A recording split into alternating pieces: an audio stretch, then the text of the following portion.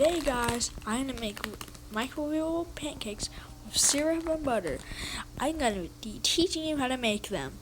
So first, grab a paper towel.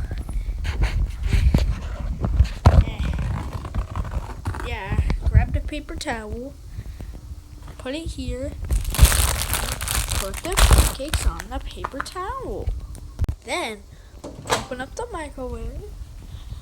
Put the pancakes in there. And set it for 30 seconds.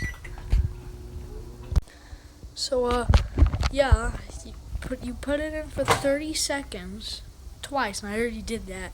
So, yeah. Let me get out the stuff very quick. Then, put on the butter and the syrup, and then you're all good to go.